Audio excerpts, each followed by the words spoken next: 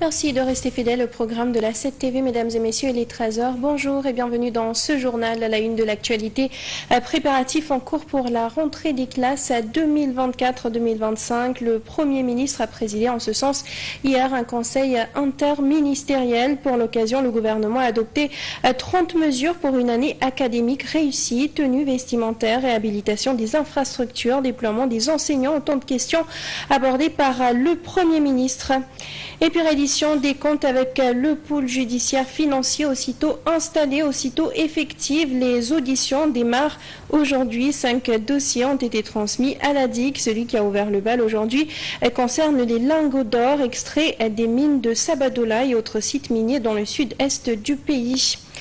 Et pour terminer, la course aux élections législatives qui a donc démarré. Le ministre de l'Intérieur convoquera à cet effet partis et coalitions demain, ainsi que les corps de contrôle et de régulation. Une rencontre d'échange sur le processus qui intervient dans un contexte de durcissement du front politique avec le lancement par l'opposition de l'Alliance pour la transparence des élections. Voilà tout pour l'essentiel des titres. Le développement, c'est tout de suite.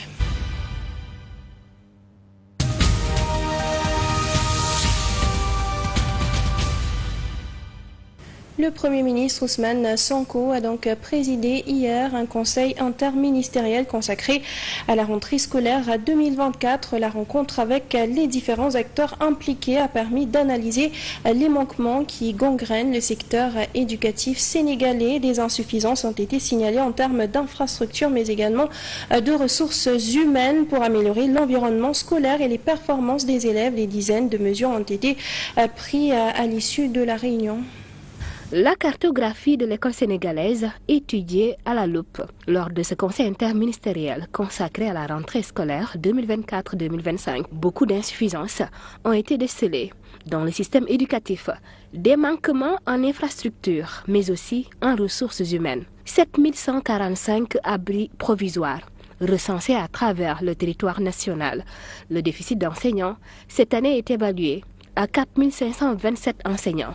Il manque 48 696 salles de classe dans l'ensemble du pays. D'après le décompte du ministère de l'Éducation nationale, 6320 salles de classe sont en mauvais état. 5862 écoles et établissements ne sont pas clôturés. 2256 écoles et établissements ne disposent pas de points d'eau. 7033 écoles et établissements sans électricité. Les établissements sans cantine sont estimés à 14 330 écoles et ceux impactés par l'hivernage sont au nombre de 340. S'agissant des tables-bancs, le déficit est estimé à 207 000 tables-bancs. Il ressort également de l'étude que 409 789 élèves du préscolaire et de l'élémentaire n'ont pas d'acte de naissance. Pour remédier à ces défaillances scolaires et assurer une rentrée des classes réussie, le gouvernement du Sénégal a pris une trentaine de mesures phares, parmi lesquelles la remise à l'état des structures éducatives affectées par l'hivernage et l'instauration d'une journée mensuelle de mobilisation citoyenne pour la propreté de tous les établissements scolaires du pays, la mise en œuvre de la directive présidentielle relative au port obligatoire de l'uniforme scolaire à la rentrée 2024-2025, l'introduction de l'anglais à l'élémentaire, notamment au niveau du CM1 et du CM2. Des dispositions sont prises aussi pour l'accès des structures de l'éducation à l'eau et à l'électricité. Le gouvernement compte diligenter le branchement en électricité des centres de formation professionnelle avant la rentrée, entre autres décisions.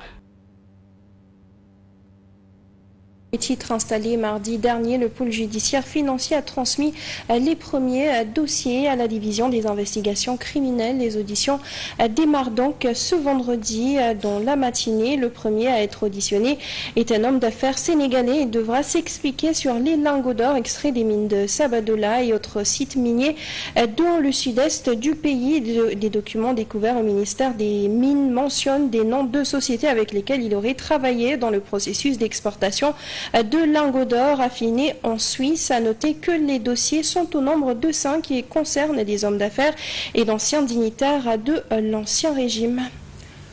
Reddition des comptes toujours justement, le coordonnateur de la jeunesse patriote se prononce. Ngagne Demba Touré félicite la mise en place de ce pôle judiciaire financier. Il a listé les avantages de cette juridiction qui va procéder, dit-il, de manière transparente et en parfait respect des droits humains. Dans le cadre de la reddition des comptes promise par le nouveau régime, un pôle judiciaire financier est mis en place. Celui-ci aura la charge de mener les poursuites contre toutes les personnes citées dans des détournements de deniers publics. Installé en remplacement de la Cour de répression de l'enrichissement illicite, le pôle judiciaire financier comporte divers avantages selon Ngagne Demba Touré. Le coordonnateur de la jeunesse patriote du Sénégal revient sur quelques-uns de ces avantages. Premier avantage, le pôle judiciaire financier est différent de la CREI qui renversait la charge de la preuve. C'est une juridiction de droit commun. Ce pôle judiciaire financier, à la différence de la CREI, respecte en plus le double degré de juridiction. Il respecte en même temps le double degré de juridiction. Une personne jugée en première instance pourra faire appel. On ne voyait pas ça avec la CREI. C'est parce que nous respectons les droits humains. Le pôle judiciaire financier dispose en plus d'un champ de compétences élargi, car il aura la latitude de réprimer toutes les infractions financières, quelles qu'elles soient. Le pôle judiciaire financier prend aussi en compte les délits de corruption et de concussion. Lorsque quelqu'un est poursuivi pour l'un de ces délits, que personne ne vienne parler d'acharnement. Ngagne Demba Touré estime que le gouvernement ne cédera à aucune pression d'où qu'elle vienne et la reddition des comptes se fera jusqu'au bout. On reste avec lui. Avec la dissolution de l'Assemblée nationale, le président de la République a évité pour le pays une crise institutionnelle. C'est Ngagne Demba Touré qui en a fait l'annonce. Le coordonnateur de la jeunesse patriote du Sénégal a par ailleurs déclaré qu'il y a des groupuscules qui veulent déstabiliser le pays et dissuader ainsi les investisseurs. Kon déstabilisation institutionnelle du mom déjoué nañ ci benn wàll bu am solo. Nous venons de déjouer une campagne de déstabilisation de nos institutions. Mais les auteurs ne s'arrêteront pas là. Ils vont passer à la déstabilisation économique, montrer une image catastrophique du pays, créer une psychose pour dissuader les potentiels investisseurs. Mais c'est voué à l'échec. On est dans un pays stable, stabilité démocratique, sociale et sécuritaire. Stabilité sécuritaire, sécurité bi am ci réew mi. Waaye c'est un pays qui dispose également d'importantes ressources naturelles qui font que nous sommes sollicités de partout.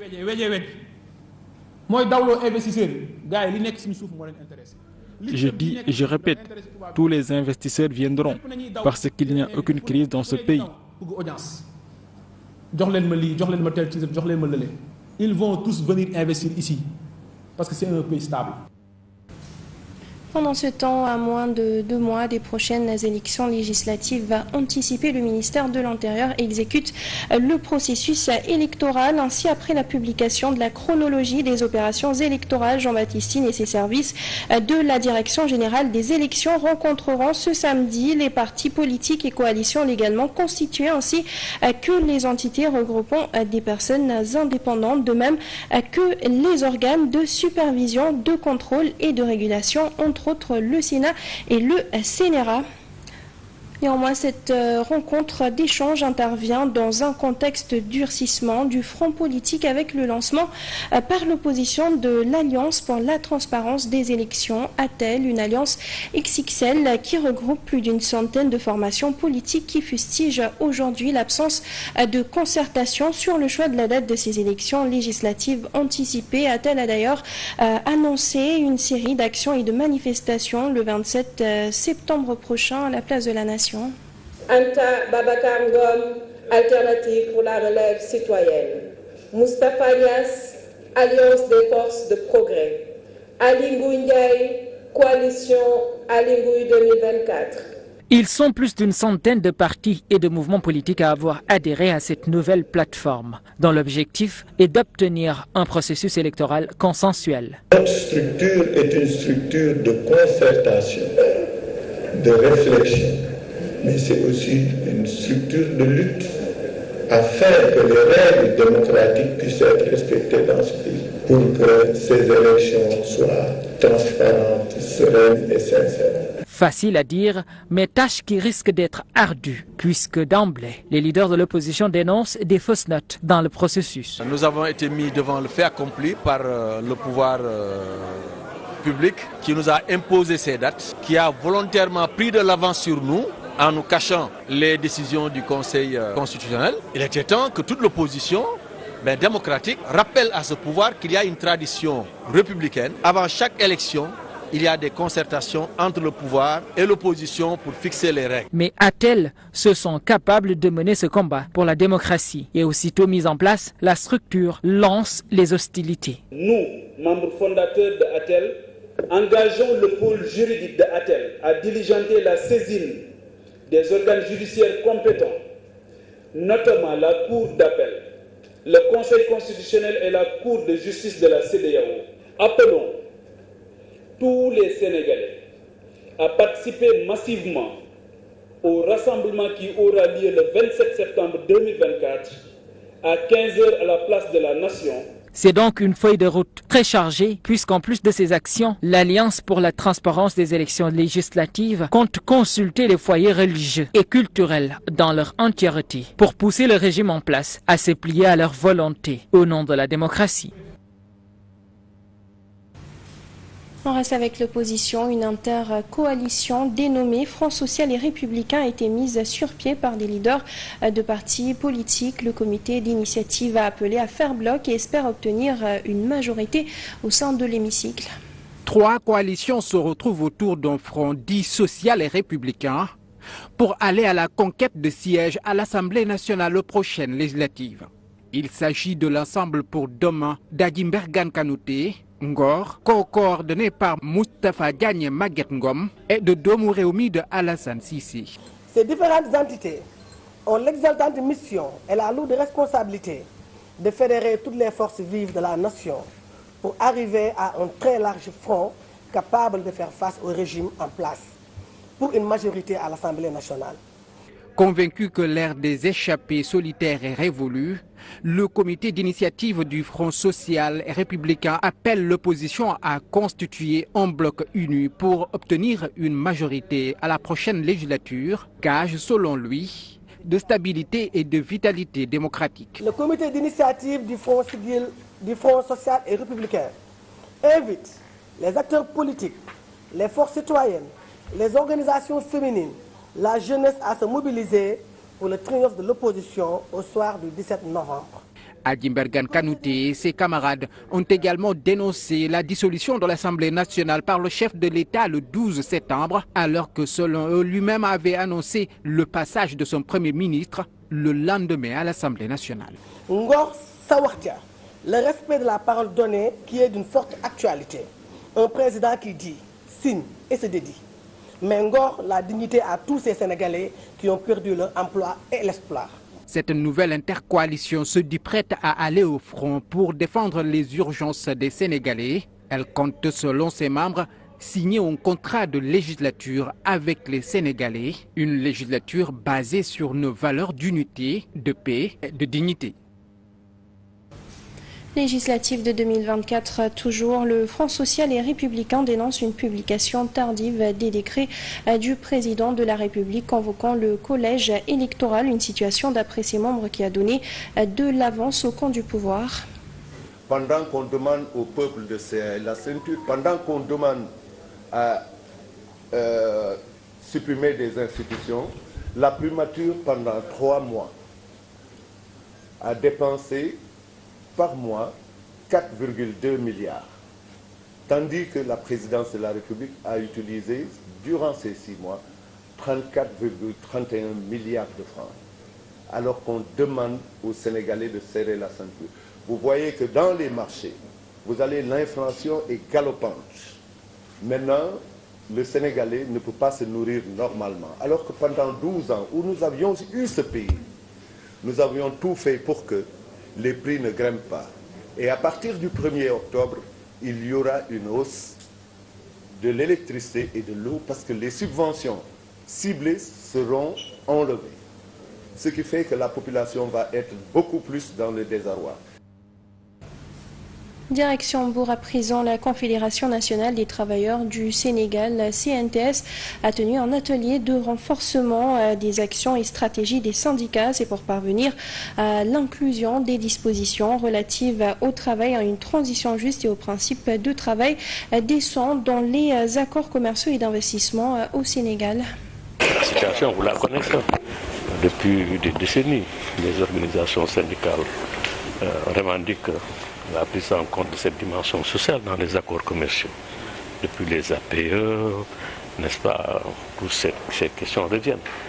Donc nous renouvelons encore cette plaidoyer-là parce que, comme vous le savez, les gouvernements le plus souvent sont soucieux de créer l'emploi parce que l'emploi devient une denrée rare dans nos pays. Et ces accords, quand on le signe, c'est pour mettre en avant la création d'emplois, c'est vrai. C'est l'investissement qui crée l'emploi. Mais ce que nous voulons, c'est que nous voulons des emplois décents, pas des emplois précaires. Nous avons également, quand nous parlons de travail décent, c'est avec toutes les composantes du travail décent, avec ces 4 piliers. N'est-ce pas, que ce travail soit de bon travail, bien rémunéré, la protection sociale et également entouré d'un dialogue social. Voilà un peu ce que nous disons. Et c'est là, c'est le constat que nous faisons malheureusement et qu'il faudrait changer. Les questions diplomatiques à présent. Ce week-end va s'ouvrir la 79e session de l'Assemblée générale des Nations unies à New York. Le président Bassirou Diomaye Faye va y prendre part pour la première fois sous son magistère. L'année dernière, à la même période, son prédécesseur Macky Sall avait déjà jeté les bases de ce qu'est aujourd'hui la tradition diplomatique sénégalaise. Pape Malik Thiam. La 79e session de l'Assemblée générale des Nations unies va s'ouvrir cette semaine à New York. Un rendez-vous diplomatique hautement important. Important pour le Sénégal cette année car ce sera une première pour le président Bassirou Diomaye Faye. En continuité, Macky Sall avait déjà balisé le terrain. En les priant d'accueillir mon successeur avec la même amitié et la même considération. Je garderai pour tous les mêmes sentiments d'amitié et d'estime cordiale. Je suis confiant que la tradition sénégalaise d'ouverture et de dialogue, mon successeur sera fidèle aux relations d'amitié confiantes qui unissent notre pays et tous les membres des Nations unies. Une facilitation pour lui, mais l'enjeu est de taille. Le défi, il faudra poursuivre la ligne directrice de l'État du Sénégal dans certains dossiers sur le plan international. Nous renouvelons notre soutien au droit du peuple palestinien à un État viable, coexistant pacifiquement avec l'État d'Israël, chacun à l'intérieur de frontières sûres et internationalement reconnues. Au-delà de la Palestine, l'Ukraine, le Soudan, l'affront des États du Sahel va être au menu, mais aussi la transition énergétique, mais surtout la place de l'Afrique au Conseil de sécurité des Nations Unies. Des dossiers que le président Bassirou Diomaye Faye hérite pour asseoir définitivement sa politique internationale. Très rapidement, une note de sport pour terminer. Ligue des Champions, la première journée a connu son épilogue hier avec la défaite du FC Barcelone. Les Catalans ont manqué leur entrée en lice dans la compétition en s'inclinant 2-1 face à Monaco, tout le contraire de l'Atlético Madrid qui s'est imposé in extremis face au Leipzig 2-1. Défaite également du Feyenoord Rotterdam face à Leverkusen 4-0. Le stade brestois a quant à lui réussi sa première en Ligue des Champions avec une victoire 2-1 devant Storm Graz. Le Benfica Lisbonne est allé lui aussi chercher 3 points précieux sur la pelouse de l'Étoile Rouge de Belgrade. Arsenal de son côté est rentré avec le point du nul de l'Atlanta à Bergame. Et sur cette note de sport, nous passons tout de suite à la revue de presse. Bonjour. L'alliance nouée par l'opposition en direction des législatives du 17 novembre prochain suscite l'intérêt de la plupart des quotidiens. L'opposition se gonfle et engage le combat contre le pouvoir en créant l'Alliance pour la transparence des élections Attel, annonce le quotidien Les Échos. Les membres de cette nouvelle organisation accusent le pouvoir de préparer un putsch électoral, note Vox Populi. Tribune rapporte à ce sujet que 110 partis et mouvements politiques lancent un bouclier en vue de la transparence du scrutin du 17 novembre. Les formations concernées exigent la tenue immédiate d'une véritable concertation sur ces législatives anticipées, lit-on dans Tribune. Selon le quotidien L'Info, les leaders de l'Attel promettent de recourir à tous les moyens légaux afin que les législatives se tiennent dans la transparence. Pour la première fois depuis 1993, les partis d'opposition sont exclus de toute forme de participation à la préparation d'une élection, affirme le quotidien 24 heures en citant les dirigeants de l'Alliance. Les membres de l'Attel projettent par exemple de tenir un vaste rassemblement à la place de la Nation vendredi 27 septembre, annonce plusieurs quotidiens dont Les Échos. L'Attel affûte ses armes, fait observer Bës Bi Le Jour en parlant de l'organisation de ce rassemblement. Attel exige la concertation pour un scrutin sans suspicion. La nouvelle alliance dénonce les décisions unilatérales du président de la République et n'exclut pas de saisir la Cour de justice de la CEDEAO, ajoute Bës Bi Le Jour. Le quotidien L'As affirme que les organisateurs du rassemblement du 27 septembre réclament au gouvernement une concertation inclusive censée aboutir à un scrutin sans suspicion. Mais, signale Wolf Quotidien, avant de croiser le fer avec l'opposition, la majorité présidentielle gagnerait à atténuer les difficultés des populations confrontées aux inondations, au chômage, à la vie chère. Ces difficultés risquent de constituer de redoutables adversaires pour Ousmane Sonko et compagnie aux prochaines législatives, ajoute le même journal. Les opposants, Bougane Gueye Dany et Amadou Ba, sont considérés par certains journaux comme les plus redoutables adversaires de la majorité présidentielle. Selon l'Observateur, les nouvelles autorités du pays considèrent l'ancien Premier ministre Amadou Ba comme leur principale cible, qu'elles attaquent à tout va. Le journal a invité des spécialistes à analyser le sujet. Ils estiment que le dernier chef de gouvernement de Macky Sall est une réelle menace pour le pouvoir en place. La prochaine rentrée des classes intéresse beaucoup de quotidiens qui se sont fait l'écho de la réunion interministérielle consacrée à ce sujet. Le Soleil rapporte que le Premier ministre Ousmane Sonko a annoncé des mesures pirates. Le gouvernement est à pied d'œuvre pour une rentrée scolaire 2024-2025 dans les meilleures conditions, affirme Sud Quotidien. Pour y arriver, ajoute le même journal, 30 mesures ont été prises en vue d'un bon déroulement de la rentrée scolaire. Libération aborde ce sujet en mettant l'accent sur le port vestimentaire à l'école. Le journal renvoie implicitement à l'épineuse question du voile. Ousmane Sonko met au pas les établissements scolaires, observe-t-il. Libération annonce qu'un arrêté invitant les établissements scolaires à adapter le règlement intérieur aux dispositions de la Constitution sera soumis au Premier ministre au plus tard ce 27 septembre 2024. Ousmane Sonko s'attaque à la discrimination en milieu scolaire, estime l'Observateur. Le Premier ministre assure que les écoles étrangères appliqueront ce que le Sénégal aura décidé, poursuit le même journal. Le journal Le Quotidien note que le ministre de l'Éducation nationale doit soumettre au Premier ministre un arrêté qui met en conformité le règlement intérieur des établissements scolaires avec la Constitution.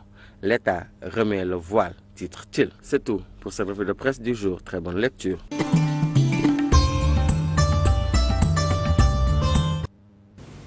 Et c'est ce qui met un terme à ce journal. Merci à vous de l'avoir suivi. À 14h, comme toujours, vous aurez le Wolof. Merci, bonne suite de programme sur la 7 TV.